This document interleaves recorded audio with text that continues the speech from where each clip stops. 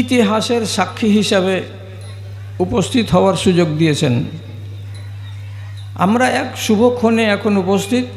এই সন্ধিক্ষণে আমরা জানি যে আশেপাশে যতটি কার্বনা গ্রামের পাড়া আছে, সে ফরিদপুর হোক, ওপর কার্বনা, নাম কার্বনা বা কাঞ্চনপুর ইত্যাদি ইত্যাদি যতটি গ্রাম আছে, আপনারা মিলেমিশে এই যে একটা পদক্ষেপ নিয়েছেন যে আমরা একটা দ্বীনি প্রতিষ্ঠান এখানে কায়েম করে এটাকে আমরা সুষ্ঠুভাবে পরিচালনা করব, এর আপনারা সাক্ষী।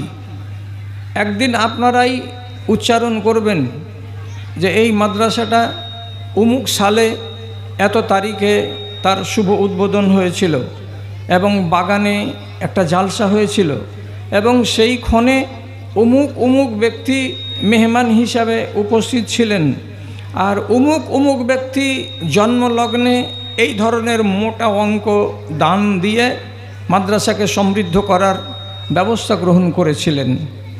আমিও আনন্দিত এই আনন্দের সঙ্গে একটু নিজেকে জড়িয়ে নিতে পেরে। যাই হোক, আমাকে যেভাবে ইঙ্গিত করা হলো তো আমি তো সেইভাবে ভেবে আসিনি। যাক, যেটা আপনাদের খুশি সেটা আমারও খুশি। আজকে ইঙ্গিত হলো যে এই গ্রামের মা বোনেরা বিভিন্ন জালসা জুলসিতে গিয়ে জালসা শোনার মতো সুযোগ কম পান, কাজে তাদের প্রতি একটুখানি লক্ষ্য রেখে কথাগুলো বললে ভালো হয়। তো যাক, তাদের কথা ঠিক বলবো বটে, কিন্তু কথাগুলো কি আপনাদের জন্য নয়? এইরকম কোনো কথা নয়। কিছু শরঈ বিধান আছে যেগুলোতে মায়েরা আলাদা আর ভাইয়েরা আলাদা। তো এটা তো কয়েকটা মশলা মাসাইল আছে মাত্র। তাছাড়া যতগুলো স্টোরি আছে, যতগুলো কাহিনী আছে, যতগুলো মেয়েদেরকে কেন্দ্র করে আহাদিস আছে, কোরআনের আয়াত আছে, এগুলো যদি এক পক্ষে শুধু মায়েরা শুনেন এবং জানেন, আর অপর পক্ষে আপনি কোনো জায়গাতে বাপ হিসাবে আছেন, আপনি কোনো জায়গাতে স্বামী হিসাবে আছেন, আপনি কোনো জায়গাতে পরিবারের মেন ব্যক্তি হিসাবে আছেন, আপনার যদি জানা না থাকে তাহলে এক চোখের হরিণ যেমন শত্রুর হাত থেকে নিস্তার পায় না, তেমনি আপনি যদি বিষয়গুলোকে না জানবেন তো শুধু শুধু মায়েরা জানবে, জেনে সেখান থেকে যথেষ্ট উপকৃত হতে পারবে না। তার জন্য এটা মনে করবেন না যে এটা শুধু তো মেয়েদের কথা হলো, আমাদের তো কোনো কথা হলো না। আপনাকে আমি আঙুলে গনিয়ে দিচ্ছি কয়েকটা কথা, যে এই কয়েকটা কথাকে বাদ দিতে গেলে নর এবং নারী কোনো ভেদাভেদ নেই আল্লাহর আহকামে এবং আল্লাহর শরিয়াতে। সে কটা কথা আছে, আঙুলে আপনি যদি ইচ্ছা করেন তো গুনে নিতে পারবেন। পুরুষদের ইমামতি হবে, একের অধিক হয়ে যেতে গেলে সিঙ্গেল একটা লোক সামনের সারিতে দাঁড়িয়ে ইমামতি করবেন আর পিছনে মুক্তাদিরা দাঁড়াবেন। কিন্তু মায়েরা যদি নামাজে দাঁড়ান, তাদের জামাত অনুষ্ঠিত হয়, তাহলে মা বোনেদের ইমাম লাইনের মাঝখানেই দাঁড়াবেন, আলাদা হয়ে সামনের সারিতে এককভাবে দাঁড়িয়ে পুরুষদের মতো করে ইমামতি করবেন না। তাহলে এটা একটা তফাৎ আমরা বুঝতে পারলাম যে শরিয়তের এটা একটা ছোট্ট মশলা। রাসূল করিম সাল্লাল্লাহু আলাইহি ওয়াসাল্লাম একদিন একটা রেশমের টুকরা বা একটা কাপড় হাতে করে নিয়েছিলেন, আর নেয়ার পরে এমনি করে উঠিয়ে লোকেদের দিকে দেখিয়ে বলেছিলেন, এ দেখো হে, এটা কিসের কাপড়, তোমরা তো বুঝতে পারছো? তা হ্যাঁ, আমরা বুঝতে পারছি। তো রসুল বললেন এটা হলো রেশম। রেশমের কাপড়কে আল্লাহ রাব্বুল আলামিন আমার যেগুলো উম্মতি মহিলা তাদের জন্য বৈধ করেছেন, আর হুরমাত আলা যকুরে উম্মতি, আমার উম্মতিদের ভেতরে যারা পুরুষ লোক তাদের উপরে এই লিবাসকে রব্বুল আলামিন হারাম করেছেন। এই জন্য পুরুষরা জীবনে কোনো দিন রেশমের কাপড় পরতে পারবে না। এতে একটা কথা হয়ে গেল, তাহলে আমি এবং মায়েরা এই বিষয়টাতে আলাদা। তারপরে নবী করিম সাল্লাল্লাহু আলাইহি সাল্লামের অন্য আরেকটি হাদিস থেকে জানতে পারা যায় যে সোনা চাঁদির ব্যবহারকে আল্লাহর নবী মহিলাদের জন্য খাস করেছেন যে তারা ব্যবহার করবে, কিন্তু পুরুষরা সোনা ব্যবহার করতে পারবে না। তাহলে এইটা একটা বিধানকে পেয়ে গেলাম। আর একটা কথা বলে দিই, শুধু আপনাকে জানাবার জন্য বলছি, মহিলাদের জন্য রঙের ব্যবহারকে আল্লাহ বৈধ করেছেন। যেমন হাতে মেহেদি লাগানো, পায়ে মেহেদি লাগানো, বা চুলে যদি প্রয়োজন মনে করে তো সে মেহেদি লাগাবে, ঠোঁটে যদি রং লাগাবার কথা ভাবে তো সে লাগাতে পারে। রং তাদের জন্য বৈধ করা হয়েছে, কিন্তু পুরুষদের জন্য রংকে বৈধ করা হয়নি। মশলাতে মায়েরা আমাদের থেকে আলাদা আর আমরা ওদের থেকে আলাদা। তবে এই কথাটা বলে রাখি, ওলামায়ে দ্বীন যদি কোনো বেশি বলে দিই তাহলে আমি আপনার সাথে আর আপনি আমার সাথে বুঝাসুঝা করে নেবেন। যেদিন বিবাহ শাদী হয় সেই দিন আমাদের দেশের মায়েরা আর আমাদের দেশের ভাইয়েরা উভয় পক্ষ কিন্তু হলুদ মাখে। তো মেয়েরা হলুদ মাখলো, এখানে তো কোনো আপত্তি নেই। ছেলেরা কি হলুদ মাখতে পাবে? এই ব্যাপারে একটু কথা জেনে রাখা উচিত যে সাহাবী আব্দুর রহমানের গায়ে আল্লাহ পাকের রাসূল কিছু রং দেখেছিলেন। তো রং দেখার পরে জিজ্ঞেস করেছিলেন এই রং কোথায়? তো উনি উত্তর দিয়ে বলেছিলেন যে আমি বিবাহ করেছি বলে আমার গায়ে এই রংটা এসেছে। এই দেখে এক দল আলেম বলছেন অ্যাকচুয়ালি আব্দুর রহমান নিজের গায়ে হলুদ মাখেননি। তাহলে কি করে আব্দুর রহমানের গায়ে হলুদ নবীজি দেখতে পেলেন?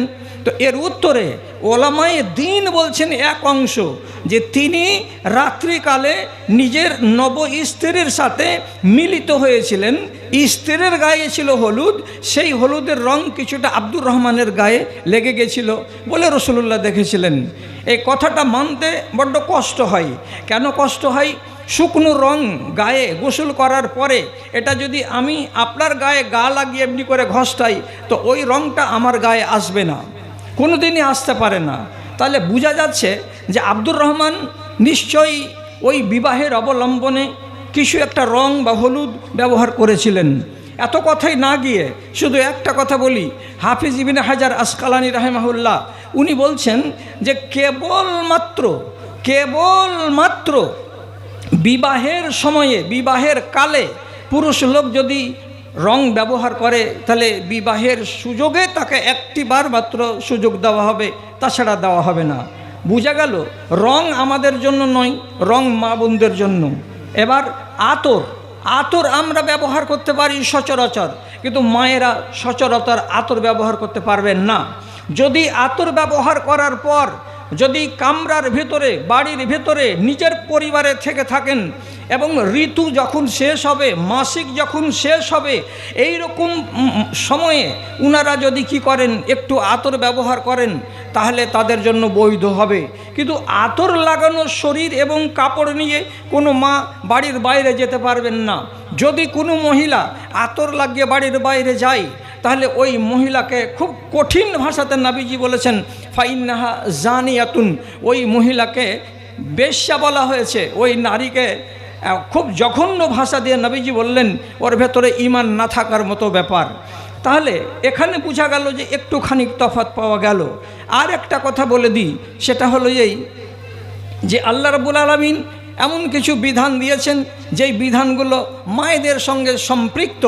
যেমন রমজান মাসে রোজা রাখা অবস্থায় মায়েদের যদি ঋতু চলে আসে তাহলে আল্লাহ তাআলা তাদেরকে ছাড় দিয়েছেন, অন্য মাসে তারা রোজা রেখে নিতে পারবে। কিন্তু পুরুষদের ক্ষেত্রে এই জিনিসটা নেই বলে পুরুষরা এই বিধান থেকে মুক্ত। কোনো মায়ের পেটে যদি বাচ্চা থাকে এবং ওই মহিলা গর্ভবতী অবস্থায় আছে বলে তার পেটের বাচ্চাটা শুকিয়ে যেতে পারে, সাইজ ছোট হয়ে যেতে পারে, বা ওর শরীরটা দুর্বল হয়ে যেতে পারে, এই রকম যদি ভাবনা থাকে তাহলে সে মহিলা রমজান মাসের রোজাকে ছেড়ে দিতে পারবে এবং পরবর্তী সুযোগে সে আবার সুবিধা যখন মনে করবে তখন সে রোজা রাখতে পারবে। তারপর কোনো মায়ের কোলে যদি 3 মাস 4 মাসের বাচ্চা থাকে, যদি রমজানের রোজা রাখার কারণে তার দুধ কম পড়ে যায়, অর্থাৎ পর্যাপ্ত পরিমাণে দুধ শিশু পান করতে না পায়, আর বাচ্চার শরীর যদি দুর্বল হওয়ার সম্ভাবনা দেখা দেয়, তাহলে সেই ক্ষেত্রে আল্লাহ রাব্বুল আলামিনের পক্ষ থেকে, নবীজির পক্ষ থেকে ছাড় দেওয়া হয়েছে মা বোনেদেরকে যে তোমার কোলের শিশুর ক্ষতি না করে তুমি রমজান মাসের রোজাকে কাজা করতে পারো, পরবর্তী সুযোগে তোমাকে সেটাকে করে নিতে হবে। তাহলে এইখানে এই বিধানগুলো তাদের সঙ্গে যুক্ত বলে তাদের বিধান হলো আমরা এগুলো থেকে মুক্ত, এই জন্য এগুলোর সাথে আমাদের কোনো লেনাদেনা নেই। দুই একটা কথা আর বলে দিই, শরিয়াতে একটু আলাদা আমার মায়েরা। কি করে আলাদা? যেমন নবী করিম সাল্লাল্লাহু আলাইহি সাল্লাম বলেছেন, কোনো স্ত্রীর স্বামী যদি বাড়িতে অবস্থানরত থাকেন আর বাড়িতে স্বামী আছেন, ওই অবস্থায় কোনো মহিলা যদি নফল রোজা পালন করতে চায় তাহলে তার স্বামীর অনুমতি নিয়েই তাকে রোজা রাখতে হবে। স্বামীর অনুমতি ছাড়া নফল রোজা কোনো স্ত্রী রাখতে পারবে না। কেন পারবে না? স্বামীর বিভিন্ন প্রয়োজন আছে আপনাকে ঘিরে, সে তার জৈবিক চাহিদা হোক, তার মানসিক চাহিদা হোক, তার সেবা শুশ্রূষার ব্যাপার হোক, বা তার সংসারের টানার ব্যাপার হোক, যেটাই হোক না কেন, নফল রোজা রাখার ক্ষেত্রে মায়েরা তার স্বামীর অনুমতি ছাড়া রোজা রাখতে পারবে না। আপনি নিজের স্ত্রীর কাছে অনুমতি নিতে বাধ্য নন। আপনি সংসারের কর্তা ব্যক্তি, আপনার যদি নফল রোজা রাখার ইচ্ছা হয় তাহলে আপনাকে আপনার স্ত্রীর কাছে অনুমতি নিতে হবে না। তাহলে এই একটা আলাদা জিনিস হয়ে গেল।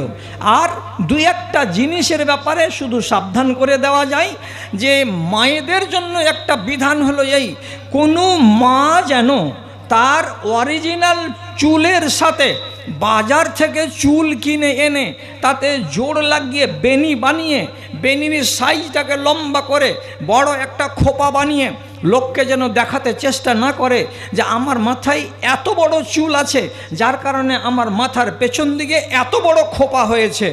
এইটাকে বলা হয় আরবি ভাষাতে ওয়াসেলা। যারা চুলের সঙ্গে চুলকে জোড় দেবে সেই নারীকে আল্লাহ রাব্বুল আলামিন লানত করেছেন।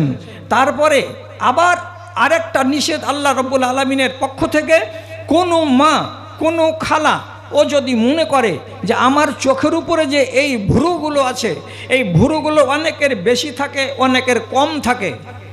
এবার আজকালকার জামানায় যারা আধুনিক যুগের মেয়ে, যারা নেটকে খুব বেশি ব্যবহার করে আর যারা সৌন্দর্যকে নিয়ে বেশি ব্যস্ত থাকে দিন আর রাত, তারা দেখেছে যে ভালো ভালো এই যেগুলো সব আজকালকার জামানাতে দোকান পাওয়া যাচ্ছে বা হচ্ছে, যে সমস্ত দোকানে সেলুনে যেতে গেলে বিভিন্ন রকমের ডিজাইন করে আপনি পাবেন বা পেয়ে যাবে।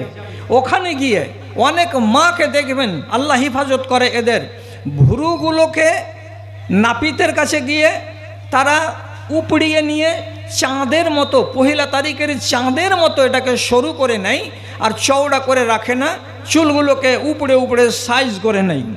এইটা হলো অত্যন্ত বাজে অভ্যাস, আল্লাহর সৃষ্টিতে পরিবর্তন তৈরি করা। তার জন্য আল্লাহ তাআলার নবী বলছেন, লানাল্লাহুল ওয়াসিলাতা ওয়াল মুস্তাউসিলাতা ওয়াল ওয়াশিমাতা ওয়াল মুস্তাউসিমাতা ওয়াল মুতাফাল্লিজাত।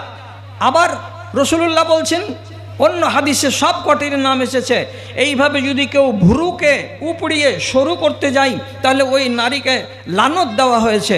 আবার কোনো মহিলা যদি কি করে, নিজেকে চিকন এবং সৌন্দর্য অধিক মাত্রায় বাড়াবার উদ্দেশ্যে দাঁতগুলোকে যদি চোখা করে নেই কাউরি কাছে গিয়ে, কোনো ডাক্তারের কাছে গিয়ে, যাতে দেখতে আমাকে ভালো লাগবে, তাহলে এটাকেও আল্লাহ পাকের নবী নিষেধ করেছেন এবং বলেছেন এটা লানতের কারণ। তারপর এইভাবে যদি কিছু বর্ণনা করা যায়, তো আর একটু শুধু কথা বলে দিই, দেওয়ার পর অন্যদিকে যাই।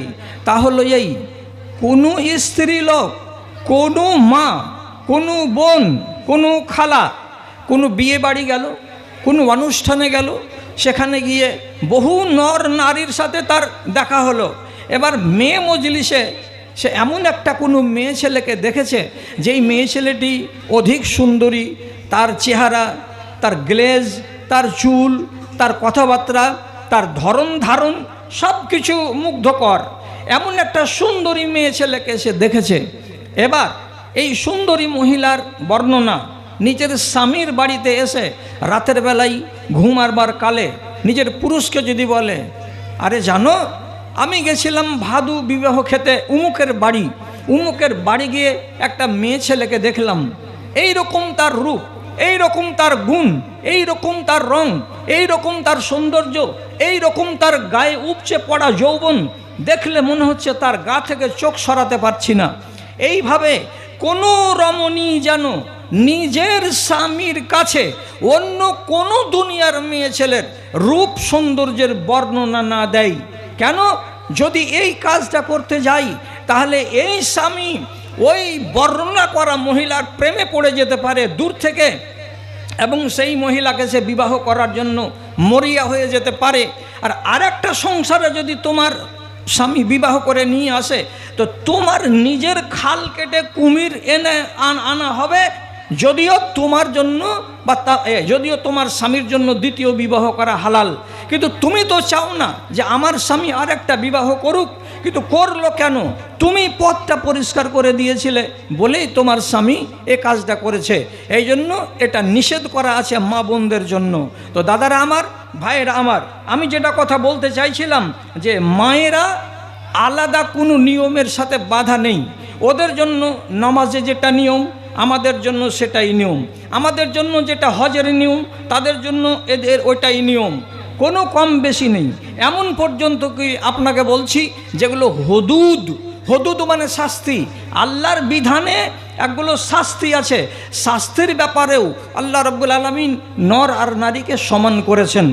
আপনাকে উদাহরণ দিয়ে বলি, আল্লাহ তাআলা কোরআন মাজিদে বলছেন আস-সারিকু ওয়াস-সারিকাতু ফাকতাউ আইদিয়াহুমা, যদি চুরিতে ধরা পড়ে পুরুষ চোর অথবা যদি চুরিতে ধরা পড়ে স্ত্রী চোর তাহলে তাদের হাত কেটে দাও।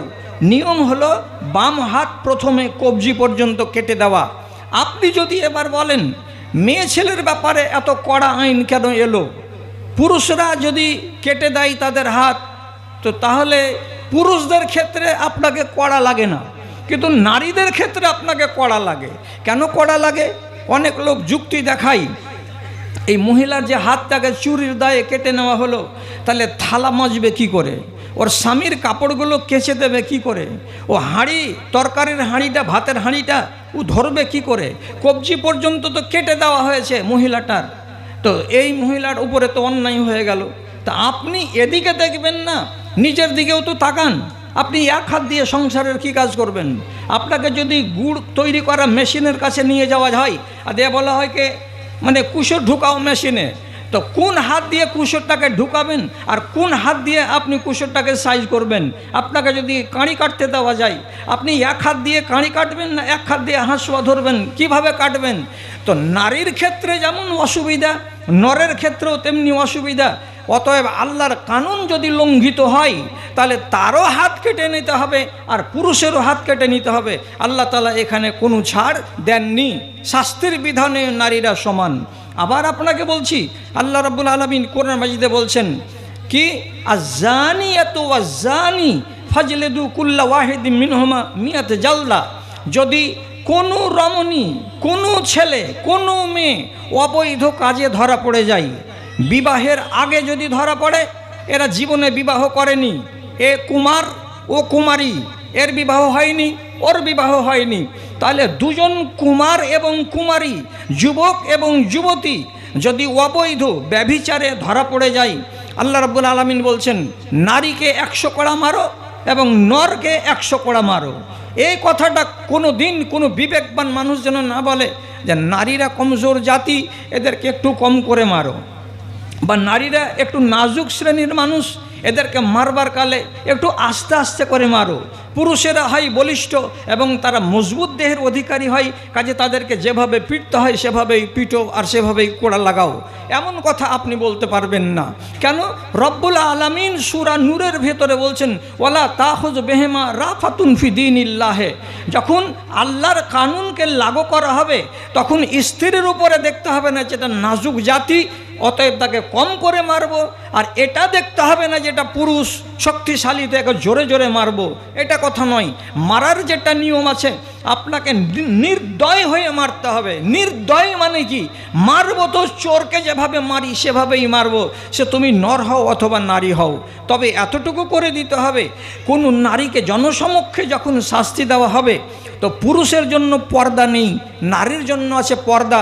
তার জন্য এটা ওলামায়ে দ্বীন ফতোয়া করে দিয়েছেন যে কোনো নারীকে কোড়া মারবার কালে খবরদার তার শরীরের কাপড়গুলোকে একটু গিট মেরে দিতে হবে। যেমন ওড়নাটা গায়ে চাপিয়ে দেওয়ার পর হয়তো সেফটি পিন লাগিয়ে দিতে হবে অথবা গিরা মেরে দিতে হবে। তার শাড়িটাকে একটুখানি গোছ করে তার কোমরের সাথে গুজে দিতে হবে, এলোমেলো হয়ে যেন না থাকে। কেন? আর ওই মহিলাকে দাঁড়িয়ে মারতে হবে না, ওর 100টা কোড়া মারতে হবে, ওকে বসিয়ে মারতে হবে। কেন? যেহেতু ও হলো মহিলা, তার গায়ে যৌবন আছে, তার শারীরিক অবয়বটা আমাদের মতো নয়, আলাদা। তার শরীরে আল্লাহ রাব্বুল আলামিন চড়াই এবং উতরাই তৈরি করেছেন। কাজে মারবার কালে যখন পিঠের উপরে একটা জোরে ছড়ি পড়বে তখন তাড়াতাড়ি করে যদি এইভাবে হাতটাকে উঠিয়ে নিজেকে বাঁচাবার চেষ্টা করে তো তার দেহের ভেতরে একটা আন্দোলন তৈরি হবে। আর এভাবে যদি তার দেহের ভেতরে আন্দোলন তৈরি হয় তো ওখানে যারা প্রত্যক্ষদর্শী থাকবে তাদেরকে এখানে দেখতে খুব আনন্দ লাগবে। তার জন্য তাকে বসিয়ে মারতে হবে এবং তার কাপড়গুলোকে আঁটো সাঁটো করে বেঁধে দিয়ে তাকে মারতে হবে, সে নারী বলে। কিন্তু 100 কোড়া থেকে তাকে রেহাই দেওয়া হয়নি। মনে রাখবেন, যদি বিবাহিতা হয় আর বিবাহিত হয় তাহলে আল্লাহর কোরআনের বিধান হলো কোমর পর্যন্ত গেড়ে দিয়ে পাথর চালিয়ে চালিয়ে মেরে মেরে তাকে শেষ করতে হবে। এখানেও নজির আছে সহিহ হাদিস থেকে। মায়েজ আল আসলামি একটা সাহাবি, ইনি একজন সাহাবি, পুরুষ লোক, ব্যভিচারে যুক্ত হয়ে গেছিলেন। ওকে রসুলুল্লাহর পক্ষ থেকে আদেশ হয়েছিল ওকে কোমর পর্যন্ত গেড়ে তাকে মেরে দাও। তো তাহলে মাইজ আল ইসলামী বিবাহিত সৌহার বা স্বামী, তার জন্য তাকে রজম করা হয়েছিল কোমর পর্যন্ত গেড়ে দিয়ে। তেমনি আর একটা মহিলা আছে, তার হাদিসে আলোচনা আছে, ওটার নাম স্পষ্ট নেই, তবে গামেদি বংশের এক মহিলা, মাখজুমিয়া, হ্যাঁ মাখজুমিয়া বংশের এক মহিলা ব্যভিচার করেছিল, বিবাহ শাদী হওয়া মেয়ে ছেলে। তাকে রসুলুল্লাহ হুকুম করেছিলেন একে তোমরা রজম করে দাও। তাহলে কোমর পর্যন্ত তাকে গেড়ে দিয়ে তাকে রজম করে দেওয়া হয়েছে। তাহলে বুঝতে পারলাম যে আল্লাহর হদের ভিতরেও নর আর নারী সমান এবং আল্লাহর বিধিবিধান যেগুলো আর আছে সেগুলোতেও সমান। যেমন নামাজ নারীর উপরে 4 ওয়াক্তের নেই, 5 ওয়াক্তেরই আছে। নারীর উপরে নামাজ কম আছে আর পুরুষের উপরে নামাজ বেশি আছে, এ কথাটা কোনো জায়গাতে নেই। তেমনি হজে বেরিয়ে যেতে গেলে আপনি যতটি আরকানকে পালন করবেন অতটি আরকান মা খালাকেও পালন করতে হবে। আপনি লাব্বাইক আল্লাহুম্মা লাব্বাইক বলতে বলতে যাবেন, মা খালাদেরকেও লাব্বাইক আল্লাহুম্মা লাব্বাইক বলতে বলতে যেতে হবে। তাহলে এখানেও কোনো আপত্তি নেই, আর আলাদা আলাদা তফাৎ বলে কোনো জিনিস নেই, তারা আর আমরা সমান। এবার কথা হলো আমলের দিক দিয়ে যা জানলাম, পরিণামের দিক দিয়ে এবার জানি। নারীদের জান্নাত কি আলাদা, পুরুষদের জান্নাত কি আলাদা? নারীরা কি যেটা হাই কোয়ালিটির জান্নাত ফিরদাউস সেখানে কি যেতে পাবে না? শুধু পুরুষরাই যেতে পাবে? রাইয়ান নামক যেটা ভিআইপি জান্নাত, যেটা রোজাদারদের জন্য, সেটা কি পুরুষদের জন্য খাস? না, কোনো জান্নাত পুরুষদের জন্য খাস নয়, কোনো জান্নাত আল্লাহর মেয়েদের জন্য খাস নয়। আমলের ভিত্তিতে রচিত হবে, যে যেটার হকদার সে সেটাতে চলে যাবে। আপনাকে এবার বলি, বাংলা কোরআন মাজিদ যদি আপনার বাড়িতে থাকে, আর থাকবে না কেন, লক্ষ লক্ষ টাকার আসবাব বাড়িতে রেখেছেন, কত আলমারি আর কত অ্যারেঞ্জেস আর কত সোফা আর কত টিভি আর কত এলসিডি সবই যদি বাড়িতে রাখতে পারেন, তাহলে একটা বাংলা কোরআন মাজিদ কেন রাখতে পারবেন না? যারা এখনও রাখেননি তারাকে আমি জোড়হাত করে বলবো, একটা বাংলা কোরআন মাজিদ একটা পরিবারে থাকা অপরিহার্য। আপনি শিখবেন বলে, আপনি জানবেন বলে। তাহলে বাংলা কোরআন মাজিদ যদি থাকে, তাহলে মায়েদেরকেও বলছি আর আপনাদের মতো বাবাগুলোকেও বলছি, সূরা আহজাব, সূরা আহজাবের 35 নম্বর আয়াতে আল্লাহ রাব্বুল আলামিন 10টা গুণ আলোচনা করেছেন। 10টা গুণ আলোচনা করছেন। তো একবার আলোচনা করছেন পুরুষের, আর তারপরে পরে আলোচনা করছেন মহিলাদের। 10টাই গুণে আল্লাহ জোড়া জোড়া করে আলোচনা করছেন। যেমন আল্লাহ তাআলা বলছেন ইন্নাল মুসলিমিনা ওয়াল মুসলিমাত, এর মানে কি? যত মুসলমান নর আছে, যত মুসলমান নারী আছে। তারপর আল মুমিনিনা ওয়াল মুমিনাত, যত মুমিন নর আছে, যত মুমিনা নারী আছে। তারপরে বলছেন যত রোজাদার পুরুষ আছে এবং যত রোজাদার নারী আছে। তারপরে বলছেন অল্পতে সন্তুষ্টি প্রকাশ করা যতগুলো পুরুষ আছে, অল্পতে সন্তুষ্টি প্রকাশ করা যতগুলো নারী আছে। তারপরে যতগুলো পুরুষ ধৈর্য ধারণকারী আছে এবং যতগুলো নারী ধৈর্য ধারণকারিণী আছে, যতগুলো পুরুষ আল্লাহকে স্মরণকারী আছে এবং যতগুলো মহিলা আল্লাহকে স্মরণকারিণী আছে, এবং যতগুলো পুরুষ নিজের ইজ্জতকে সম্মানের সাথে বাঁচিয়ে রাখার মতো মানসিকতা রাখে, আর যতগুলো নারী নিজের ইজ্জতকে এবং সম্ভ্রমকে বাঁচিয়ে রাখতে পারে। 10টি গুণকে আল্লাহ রাব্বুল আলামিন আলোচনা করলেন। তো একটাতেও সিঙ্গেলভাবে আল্লাহ পুরুষকে রাখলেন না, একটাতেও সিঙ্গেলভাবে নারীকে আল্লাহ তাআলা রাখলেন না, সব জোড়া জোড়া করে। মুমিনী মেয়ে মুমিন ছেলে, মুসলমান মেয়ে মুসলমান ছেলে, রোজাদার মেয়ে রোজাদার ছেলে, নমাজি মেয়ে নমাজি ছেলে, অল্পতে তুষ্টি অল্পতে মেয়ে আর অল্পতে ছেলে, আল্লাহকে স্মরণকারী ছেলে আর আল্লাহকে স্মরণকারী মেয়ে, এবং নিজের ইজ্জতের হেফাজতকারী ছেলে এবং নিজের ইজ্জতের হেফাজতকারী মেয়ে। দুইটাকে সমানভাবে বর্ণনা করার পর আল্লাহ রাব্বুল আলামিন বলছেন আ'আদ্দালাহুম জান্নাত। আল্লাহ এই সমস্ত মানুষের জন্য জান্নাত তৈরি করে রেখেছেন। তাহলে কি বুঝতে পারলাম? জান্নাত পাওয়ার ব্যাপারে আমি যতখানি হকদার আমলের দৌলতে, জান্নাত পাওয়ার ব্যাপারে ততখানি হকদার মায়েরা তার আমলের দৌলতে। এখানে কোনো তারতম্য করার কিছু নেই এবং আপনি জীবনে কখনো ভাববেন না আলাদা নিয়ম। এবার আর একটুখানি সরে এসে আপনাকে বলি, নারী নারী কি জিনিস, এই কথাটা আপনাকে শোনাতে গিয়ে শিখাতে গিয়ে বলবো, রাসূল করিম সাল্লাল্লাহু আলাইহি সাল্লাম বলছেন সাআদাতুদ দুনিয়া ফি আরবা।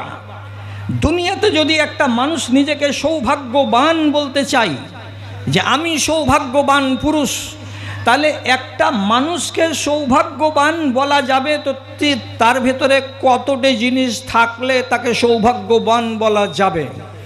নবীজি বলছেন 4টা জিনিস যদি থাকে তাহলে একটা মানুষ নিজেকে সৌভাগ্যবান বলতে পারে। কি কি কি কি 4টা জিনিস? আঙুলের দিকে তাকান।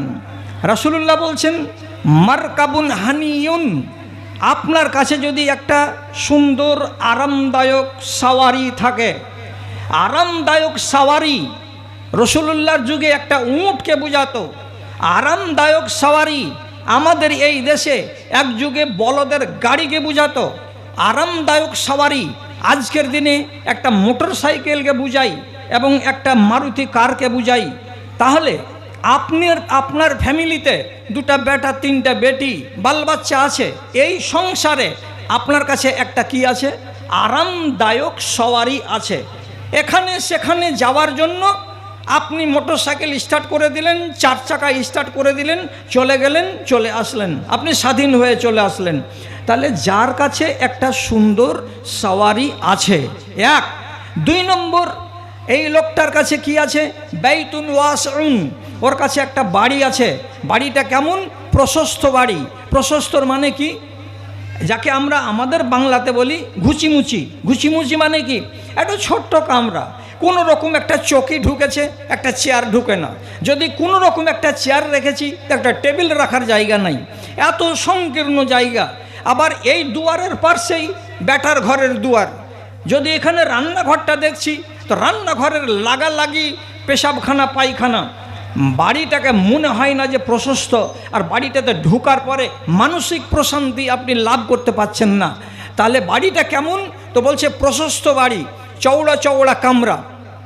বড় একটা ডাইনিং আছে, বিশাল বড় বারান্দা আছে, ব্যাক সাইডে বাথরুম আছে, গোসলখানা আছে, এই রকম একটা বাড়ি আপনার কাছে আছে। আর কি আছে? জাওজাতুন সলেহাতুন, আপনার কাছে আছে একটা সলেহা নেক স্ত্রী।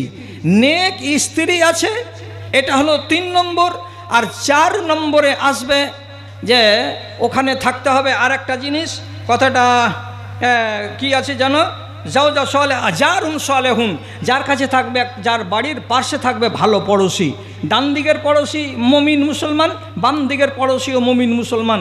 আপনাকে কুমড়ার ডগাটা এদিকে চলে এসেছে তো হাসপা দিয়ে ঝুড়ে দিয়ে বলবে না শালা তোমার ডগা যেন আমার দিকে না আসে, এইরকম বলা লোক নয়। আপনার পানিগুলো যদি একটু ওর দিকে চলে যায় তো মিঠা সুরে বলবে রহিম ভাই আপনার পানিগুলোকে একটু নিজের দিকে নিয়ে যান, আমার দিকে চলে আসছে। তো মিঠা সুরে বলবে। যারা ফাসাদি নয়, যারা ঝগড়াটে নয়, যারা শান্তিপ্রেমী, তো আপনার ডান দিকের পড়োশিও সুখের, আপনার বাম দিকের পড়োশিও সুখের। এ 4খানা জিনিস যদি আপনার নসিবে থাকে তাহলে পরে আপনাকে ভেবে নিতে হবে আমি একজন সুখী মানুষ, আমি একজন সৌভাগ্যবান মানুষ। এবার কথাটা হলো কি, যেটা মূল আজকের আলোচনা, আপনার মারুতি কার থাক অথবা না থাক আমি দেখতে চাই না, আপনার পড়োশিটা কেমন আল্লাহ দিয়েছে সেটা আপনার ব্যাপার। কিন্তু যেটা দেখতে চাইছি সেটা হলো এই যে আপনি যাকে নিয়ে জীবন অতিবাহিত করছেন সেটা হলো আপনার স্ত্রী। স্ত্রীটা কি নেক স্ত্রী? এই স্ত্রীটা কি সলেহা? যেই স্ত্রীটাকে নিয়ে আপনি সুখী আছেন, এটা হলো জিজ্ঞাসা। এবার এই কথার প্রসঙ্গে আপনাকে শুধু জ্ঞান দেওয়ার জন্য বলছি না, আপনি একটু সবক নেবেন। আর মায়েরা কথাটা থেকে যেন একটুখানি সবক নেই। সলেহা স্ত্রী কাকে বলা হয়? সলেহা স্ত্রীর পরিচয়টা কি? কোনটা মেয়ে ছেলেকে বলা যাবে যে এটা ফরমাবরদার স্ত্রী তার স্বামীর জন্য? তাহলে আমি একটা প্রথমে বলি, এমন একজন পুরুষ লোক আছেন বা নাও থাকতে পারেন এখানে, যেই পুরুষ লোকটা সদা সর্বদা নিজের স্ত্রীকে দেখে ভয়ে কম্পবান হয়ে থাকে, সেঁটিয়ে থাকে, গুটিয়ে থাকে, জোরে ঝেড়ে কথা বলতে পারে না। কাকে দেখে ভয় করে? নিজের স্বামী, নিজের স্ত্রীকে দেখে ভয় করে। যেমন আপনি বললেন 50টা টাকা দাও তো, আমি পাকুড়তলা যাব। আপনার স্ত্রী এমন ঝাউ ঝাউ করে উঠলো আপনার উপরে, তুমি কাম পাও না, পরশু দিন তোমাকে 100 টাকা দিলাম, আর একদিন বাদ দিয়া বৃহস্পতিবারের দিন ফের তুমি টাকা চাইছো আমার কাছে। তা আপনি স্ত্রীর ঝাড়ানিকে এত ভয় করেন যে নিজে কম্পবান হয়ে আছেন, কোনো কিছু করার ইচ্ছা মনের ভেতরে জাগছে কিন্তু সাহস করে আপনি করতে পারছেন না। কেন? যে আমার স্ত্রী এমন যে আমাকে ছেড়ে কথা বলবে না, এমনই কাঙ্ক্ষিনী স্ত্রী যে এই স্ত্রী আপনাকে যুদ্ধের মতো ঘোষণা করে দিয়ে সংগ্রামে জড়িয়ে যাবে, ফাসাদ সৃষ্টি করে দেবে। যদি এই রকম স্ত্রী হয় তাহলে আপনি বলুন এই স্ত্রীটা কি সলেহা? এই স্ত্রীটা সলেহা নয়। বরং এটা মনে রাখতে হবে আমার দুনিয়ার মাগুলোকে, তোমার উপরে যদি তোমার স্বামী এইরকম হাসি মুখে চলতে না পারে, বন্ধুর মতো থাকতে না পারে, আর যদি ভয়ে সেটিয়ে থাকে, তুমি ফার্মা বারদার স্ত্রী নও এবং তোমার মরার পরে জান্নাত পাওয়া মুশকিল হবে, দুষ্কর হবে যদি তোমার স্বামী তোমাকে দেখে ভয় করে। এটা সলেহা নারীর পরিচয় নয়। আচ্ছা, সলেহা নারী তাহলে আর কাকে বলবো? যেই নারী আপনাকে বাউন্ড করলো, বাধ্য করলো, আজকে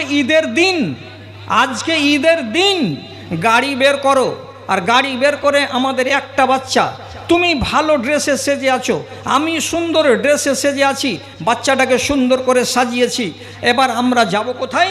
তো বলছে এখান থেকে চলে যাব শামসি 420 মোড়ে। সন্ধ্যাবেলায় বাজার লাগছে আজকাল, যেখানে শেরশাবাদের বেটারা শুধু বউগুলোকে নিয়ে চলে যাচ্ছে আর বাচ্চাকে নিয়ে লোকের সামনে দাঁড়িয়ে দাঁড়িয়ে ফুচকা খাচ্ছে। এগুলো খানার নাম ফুচকা। এই যারা খায় তারা শালা ফুচকা, এগুলো ফুচকা। এই এতটুকু করে তেঁতুলের পানি ঢুকে নিল আর মুখটাকে এই বড় হা করে মুখের ভিতরে ভরে দিয়ে করে নাড়বে। মানুষের সামনে ফুচকা মুখে দিচ্ছে মহিলা, হাজার হাজার মানুষ চলাচল করছে, একে লজ্জা লাগে না?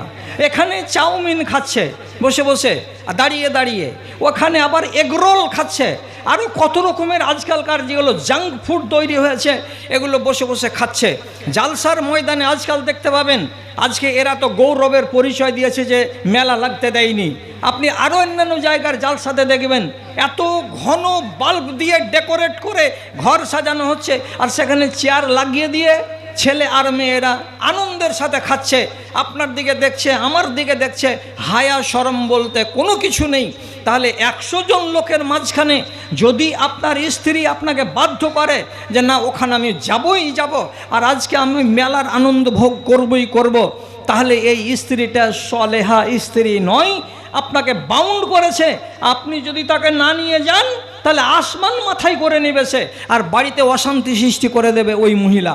তার ভয়ে আপনি তাকে নিয়ে গেছেন এই বাজার ঘুরাতে। বাজার কারা ঘুরে? বাজারে কারা যায়? বাজার জায়গাটা কেমন?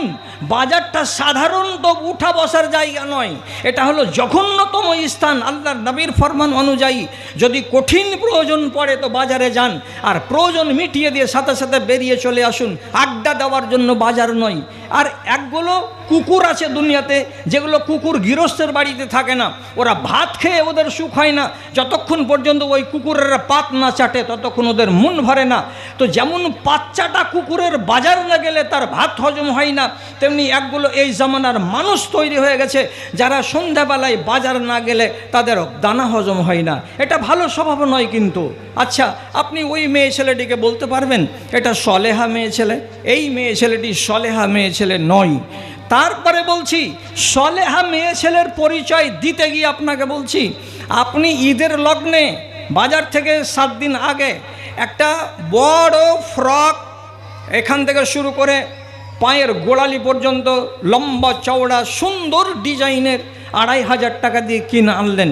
এনে কভারটাকে খাপটাকে স্ত্রীর সামনে রাখলেন, দুলালি তোমার জন্য নিয়ে এসেছি, এটা 2500 টাকা দাম।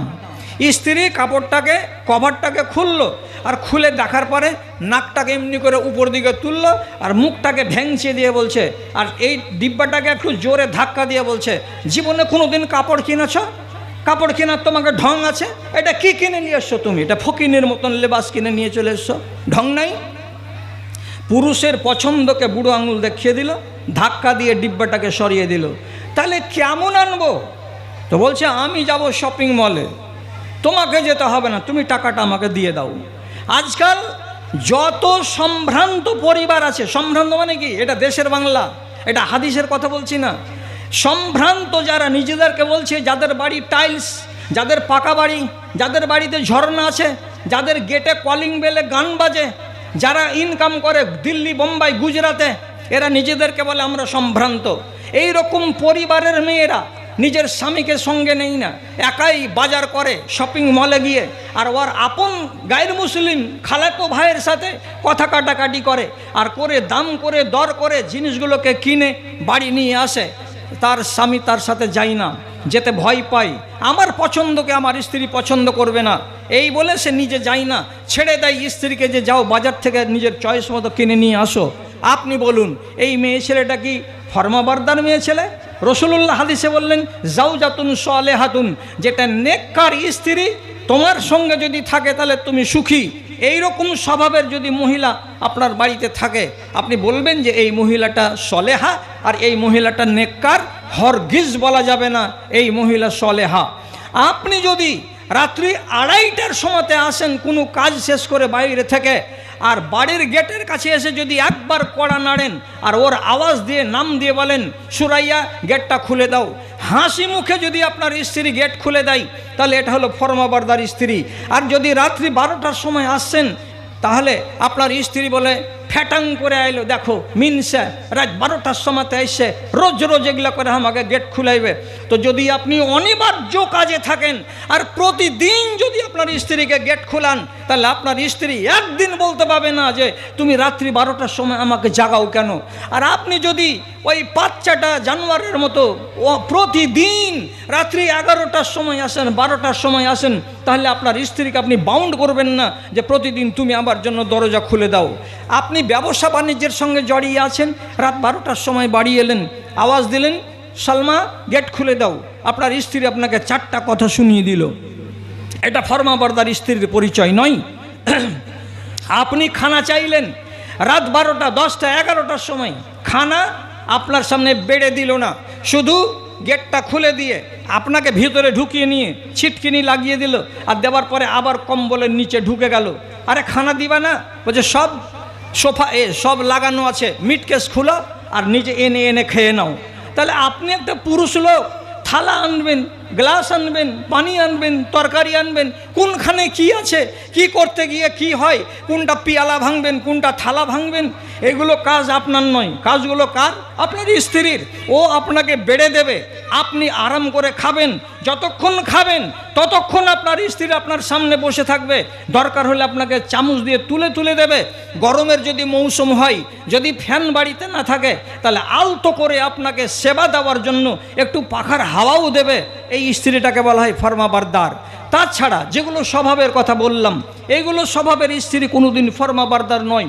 আর ইনসাফের নজরে যদি দেখেন, তাহলে আজকের দিনে, এখনকার দিনে আপনি কোনো বাড়িতে একটা ফরমাবরদার মহিলা খুঁজে পাবেন না, খুঁজে পাবেন না।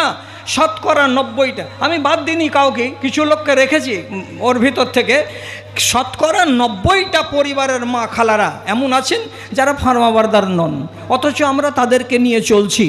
আচ্ছা ভাই, আপনি নিজেকে কি বলেন না যে আমি আত্মমর্যাদাশীল পুরুষ, আমি কেন তোমার কথা মতো চলবো, তুমি কেন আমার কথা মতো চলবে না? তোমাকে আমার কথা মতো চলতে হবে, আমি তোমার কথা মতো চলতে বাউন্ড নই। আমি তোমাকে একা একা শপিং মল যেতে দেব না, আমি তোমাকে তোমার ইচ্ছা মতো তোমার বাপের বাড়ি যেদিন মন টোটোতে বসে চলে যাবা, আর বিকালবেলায় ভাদু থেকে বাপের বাড়ি থেকে ফিরে চলে আসবা, এটা আমি হতে দেব না। আপনি নিজের মতো করে যদি তাকে ব্যবহার করতে না পারেন, তাহলে আপনাকে জেনে নিতে হবে আপনি একজন নার্ভাস পুরুষ। আপনার হাতে ইঞ্জিন খারাপ হয়েছে, গাড়ি এমনি খারাপ হয় না, ড্রাইভার খারাপ হতে গেলে গাড়ি খারাপ হয়ে যায়। আপনার স্ত্রীকে আপনি সাহায্য করতে পারেননি, তার ভুলের উপরে তাকে আপনি টকঝোক করতে পারেননি, তাকে সংশোধন করার মতো মানসিকতা গোড়ার দিকে আপনি দেখাতে পারেননি। একটা যদি স্ত্রীর দ্বারাই ভুল হয়, আপনি তাকে সাবধান করেন, সাবধান যদি মেনে নেয় আলহামদুলিল্লাহ। আর যদি সে সাবধানী না হয়, নমাজ পড়তে বলছেন, নমাজ পড়ে না, 1 দিন দেন, 2 দিন দেন, 3 দিন দেন, তারপরে আপনাকে শেষ ওয়ার্নিং আপনাকে দিয়ে দিতে হবে। তুমি যদি রান্না করো, তোমার মতো বেনমাজি স্ত্রীর রান্না আমি নেব না, আমি খাবো না, শুধু সাইজটা করার জন্য। যদি ঠেলাই পড়ে স্ত্রী নমাজটা ধরে নেই, আলহামদুলিল্লাহ।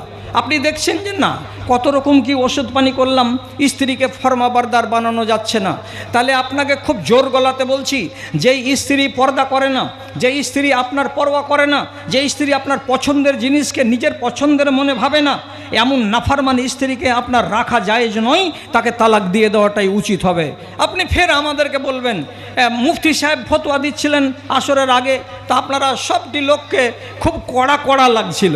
কেন? ঘরে বসেছিলাম, জানলার পার্শ্বে দিয়ে অনেকগুলো লোক যাচ্ছে, তো তারাই বলছে মুফতি যত কড়া কথা বলছে, জি এগুলাকে কি থামা যায়? মুফতি কড়া কথা বলেনি, আল্লাহর শরিয়ত বলছে কথা, আপনার মেনে অভ্যাস নেই বলে আপনাকে কড়া লাগছে। আমি কি বললাম? ফরমাবরদার স্ত্রীর রূপ দেখে ভুললে চলবে না, ওকে তালাক দিয়ে দিতে হবে, এটার প্রমাণ আছে। এবং আমি বলছি, আর একজন জালিলুল কাদার আলেমকে ডান দিকে বসিয়ে সাক্ষী করে বলছি। কি বলছি ভালো করে বুঝেন। রাসূলুল্লাহর স্ত্রী, একটা স্ত্রীর নাম হলো উম্মে হাবিবা, হযরতে হাফসা, হযরতে হাফসা, এটা হলো হযরতে উমর রাদিয়াল্লাহু তাআলা আনহুর বেটি। এবং আরেকটা স্ত্রী আয়েশা রাদিয়াল্লাহু তাআলা আনহা, এটা আবু বকর সিদ্দিকের বেটি। তো রাসূলুল্লাহ একদিন গল্প করতে করতে হাফসার বাড়িতে যখন পালা পড়েছিল, স্ত্রীর কাছে ঘুমাতে ঘুমাতে কথার ছলে ছলে রাসূলুল্লাহ বলেছিলেন একটা কথা। কথাটার ব্যাপারে 3টা কওল আছে, আমি একটা বলছি শুধু, সেটা কি বাকি দুটো আজকে বলছি না। একটা কথা রাসূলুল্লাহ কি বললেন? হাফসা, জানো আমার ইন্তেকালের পরে দুনিয়ার এই ইসলামী যে রাষ্ট্রটা আছে, এই রাষ্ট্রকে পরিচালনা করবে কে? তো আয়েশার আব্বা আবু বকর সিদ্দিক উনি হবেন প্রথম খলিফা, উনি হবেন প্রথম খলিফা, উনি আমিরুল মোমিনিন, ইসলামী রাষ্ট্রের কর্ণধার। তো কথাটা বললেন কাকে? বিবিকে।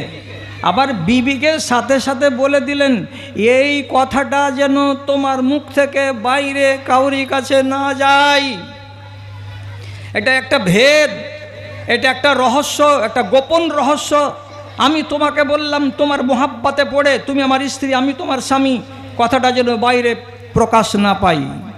3 দিন গেল না, 4 দিন গেল না, একটা সপ্তাহ গেল না, উম্মুল মোমেনিন হযরতে হাফসা আম্মা আয়েশাকে একদিন দেখেছেন, দেখে বলছেন আয়েশা শুনো। তো মা আয়েশা আগিয়ে এলেন কাছে, তখন আয়েশাকে শুনিয়ে বলছেন একটা তোমাকে বিশাল বড় খবর দিব।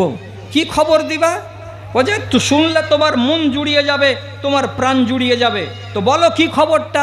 তখন হযরতে হাফসা রাদিয়াল্লাহু তাআলা আনহা বললেন যে আল্লাহ পাকের নবী বিদায় হয়ে যাওয়ার পর ইসলামী রাষ্ট্রের কর্ণধার হবেন তোমার আব্বা আবু বকর সিদ্দিক। তখন আম্মা আয়েশা খুশির জ্বালাতে আটখানা, আমার বাপ হবে খলিফা, আমার বাপ হবে রাষ্ট্রের প্রধান, খুশি হওয়ারই কথা।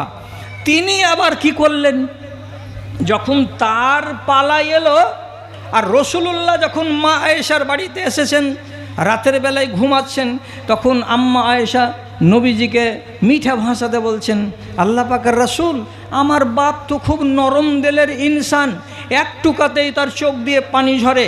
তো এইরকম নরম দিলের ইনসানটা আপনার মরার পরে যে খিলাফত পাবে, উনি কি চালাইতে পারবেন? এত সহজ সরল মনের মানুষ, তার জন্য এই দায়িত্বটা মনে হচ্ছে খুব বড় ভারী দায়িত্ব হবে, তাই নাকি? আপনার মতটা কি বলেন তো? রাসূলুল্লাহ বলছেন আমার মরার পরে তোমার বাপ খলিফা হবে কি হবে না, এটাই তো আগে ঠিক করো, তারপরে কথা বলতে যাই যে তোমার বাপ চালাতে পারবে কি পারবে না। তখন আম্মা আয়েশা বলছেন আমার বাপ তো হবে আপনার মরার পরে খলিফা। বলছে কে বললো তোমাকে? কে বললো মানে? তো কে হবে? আরে কে হবে আমি কি জানি, তুমি এটা কথা আমাকে বলছো, কে হবে? আবার মা আয়েশা বলছেন আমার বাপ হবে। আরে তোমার বাপ হবে তো কেমন করে হবে? তখন কথাটা থামতে না পেরে বলছে আপনি বলেছেন যে আমার বাপ হবে। বলছে আমি তোমাকে বলেছি? বলছে না। তো কাকে বলেছি? বেচারি আর রাখতে পারল না কথাটা। কে বলেছো তোমাকে? তো বলছে আমাকে বলেছে হযরতে হাফসা রাদিয়াল্লাহু তাআলা আনহা। যখন হাফসার নাম নিয়ে নিলেন আম্মা আয়েশা, তখন রাসূলুল্লাহ বলছেন ওরে আল্লাহ, আমি আমার বিবিকে আজ 7 দিন আগে বলেছি এই সংবাদ, আর দিয়ে তাকে আমি সাবধান করে দিয়েছি যে এই কথা যেন বাইরে না যায়। তো আমার স্ত্রী আমার কথা যদি না রাখে, তাহলে এর মতন স্ত্রীকে যদি আমি শায়েস্তা না করি, তাহলে আমি কেমন পুরুষের পুরুষ? এইটাকে আল্লাহ রাব্বুল আলামিন কোরআন মাজিদে দিয়ে দিয়েছেন। ফালাম্মা আসাররান নবী ইলা বাযি আজওয়াজিহি হাদিসা, যখন রাসূলুল্লাহ কানে কানে বললেন একটা স্ত্রীকে, আর এই ভেদটাকে স্ত্রী রাখতে পারল না, তখন নবী করিম সাল্লাল্লাহু আলাইহি সাল্লাম হাঁটতে হাঁটতে এসে হযরতে হাফসাকে বলছে তোমাকে 1 তালাক দিলাম হাফসা, তুমি আমার বিবি থেকে আজকে থেকে খারিজ হয়ে গেলে। একটা তালাক, 90 দিন বিবি থাকবে, তথাপি রাসূলুল্লাহ তাকে তালাক দিলেন। আর তালাক না দিতে গেলেও, ফিরিয়ে না নিতে গেলে স্ত্রীর তালাক মানে আলাদা হয়ে গেল। তালাক পড়ে যাওয়া কি 4টিখানি কথা? যখন তালাক পড়ে গেল হযরতে হাফসার উপরে, আম্মা হাফসা চোখের পানি ঝরিয়ে লাল লাল চোখ করে দিয়ে নিদকে হারাম করে দিলেন, খানাকে বন্ধ করে দিলেন। হায় আল্লাহ, দুনিয়ার মানুষ আমাকে বলে উম্মুল মোমেনিন, আমি মুসলমানদের মোমেনিনদের মা, কিয়ামতের দিন আমি হাসরের ময়দানে উঠব, আমি রাসূলুল্লাহর বাড়িওয়ালি, তাহলে এটা আমার গৌরবের বিষয়। আর আজকে আমাকে আমার স্বামী তালাক দিলেন, তাহলে আমি তো উম্মুল মোমেনিন আর নই। এটা তো কঠিন ব্যাপার হয়ে গেল। চিন্তা করে করে করে করে 2টা দিন কাটলো। ইতিমধ্যেই আসমান থেকে আল্লাহ রাব্বুল আলামিন জিবরিলকে পাঠালেন, দিয়ে বললেন হে জিবরিল, আমার নবীকে গিয়ে বলে দাও, যা আমি বলে পাঠাচ্ছি সেটা তুমি বলে দাও। জিবরিল আমিন এলেন, আর আসার পরে নবীজিকে সালাম জানিয়ে বলছেন রাজি হাফসাতা ফাইন্নাহা সাওয়ামাতুন ওয়া কাওয়ামা, আপনি হাফসাকে এক্ষুনি ফেরত করে নেন, দেরি করিয়েন না, এক্ষুনি যান। পরশুদিন তালাক দিয়েছেন, আজকেই তাকে রুজু করে নেন, ফেরত করে নেন। কেন করে নেব? ফাইন্নাহা সাওয়ামা ফাইন্নাহা কাওয়ামা। যেহেতু হাফসার একটা ভুল হয়েছে, এটা ঠিক কথা, কিন্তু তিনি হলেন অধিক নফল রোজা পালনকারী মহিলা এবং তিনি হলেন রাতের বেলায় জাগরণকারী অধিক আবেদা মহিলা।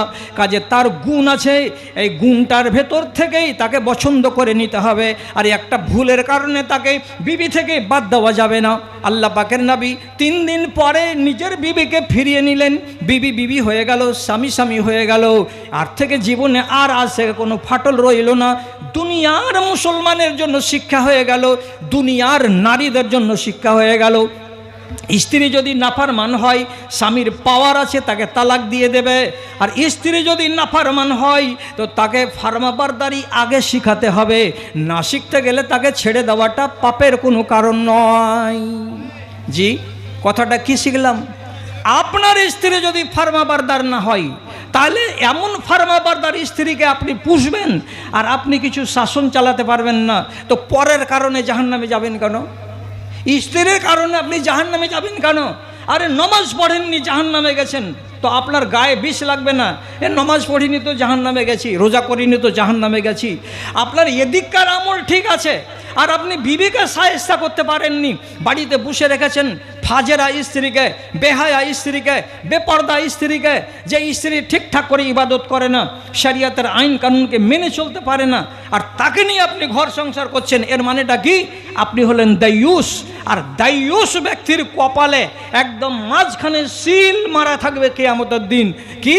এই লোকটা দাইয়ুস, আর দাইয়ুসকে আল্লাহ তাআলা জান্নাত দেবেন না। আপনার নামে ওয়াল আয়াযু বিল্লাহ যদি জান্নাত বঞ্চিত হয়ে যায় আর জাহান্নাম লিপিবদ্ধ হয়ে যায়, তাহলে আপনি বলুন কার কারণে আপনাকে জাহান্নামে যেতে হচ্ছে? আপনি কেন এরকম করবেন? আপনাকে বলি না যে সারিতে সারিতে আপনারা কার্বনার লোক দেন তালাক, যত তালাক দিতে আছে গোটা গাঁকে আপনি আজড় করে দেন। আমি ও কথা বলি না, আমি বলছি গোড়া থেকেই মেশিনটাকে চালাতে শিখেন। যে মেশিনটার কোনো এক জায়গাতে আপত্তি আছে, চট করে স্ক্রু দিয়ে নাটটাকে কষে দেন। কোনো জায়গাতে আওয়াজ করছে, একটু মোবল দিয়ে দেন, আওয়াজটা বন্ধ করে দেন। তাহলে গোড়া থেকেই আপনি মিস্ত্রি হয়ে যদি থাকেন, তাহলে তো স্ত্রীটা খারাপ হবে না।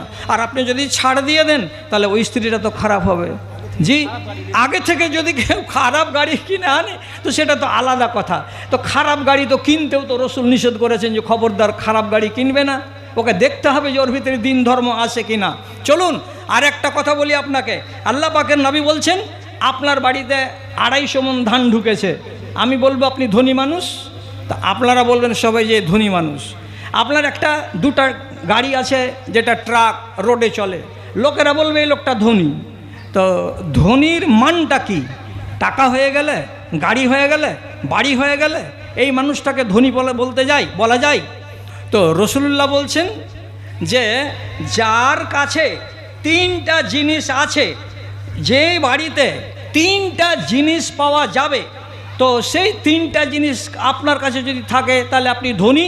আর 3টা জিনিসের ভেতরে যদি কোনো একটা না থাকে তাহলে আপনাকে ধনী বলা যাবে না। কেমন ধনী? কি কি বলছে? কালবুন শাকেরুন, আপনার অন্তরটা শুকরগুজার।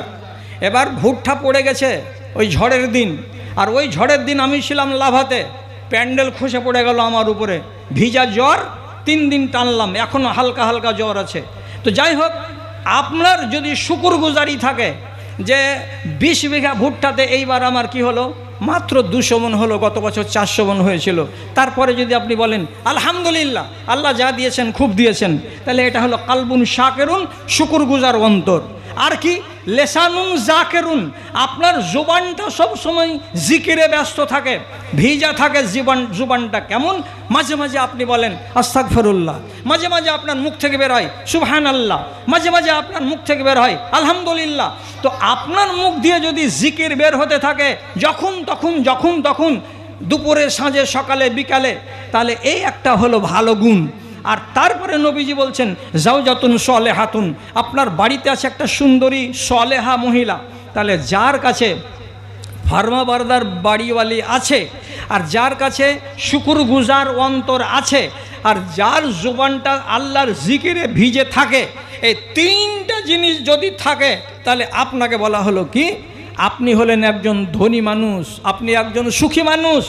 মাত্তানাজাল আব্দ, কোনো একটা বান্দা এর থেকে বড় সম্পদ কেউ জড়ো করতে পারেনি।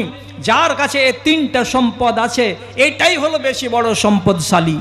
আবার এই সলেহা মেয়ে ছেলেটির গুণ বর্ণনা করতে গিয়ে আল্লাহ রাব্বুল আলামিনের নবী বলছেন, তুইনুহা আলা আমরে দীনহা ওয়া দুনিয়াহা। কোনটা মেয়ে ছেলেকে সলেহা বলা যাবে?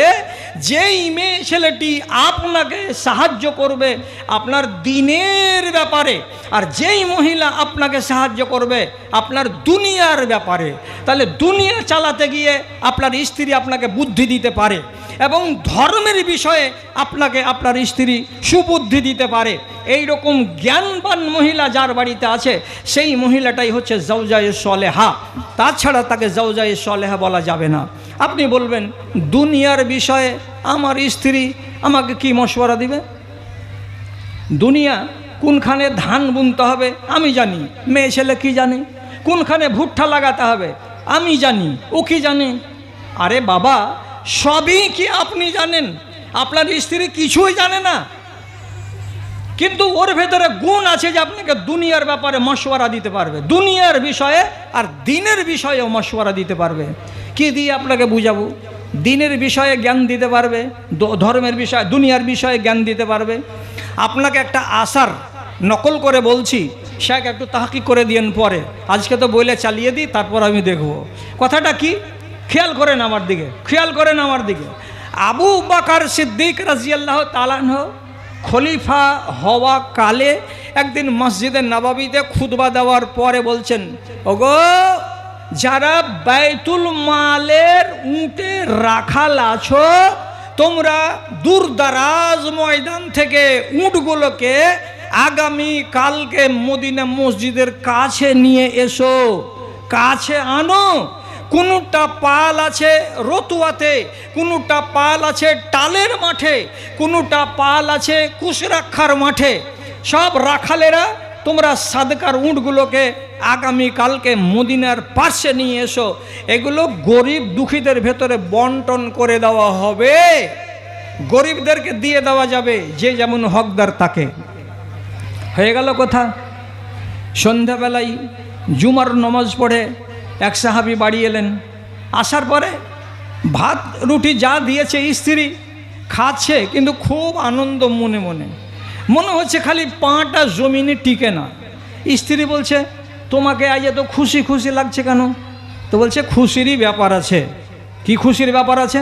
তো বলছে, আবু বকর সিদ্দিক আজকে খুতবা দিলেন, আর দেওয়ার পরে বললেন সাদেকার উটগুলোকে জমা করো, কালকে গরিবদের ভিতরে বিতরণ করা হবে।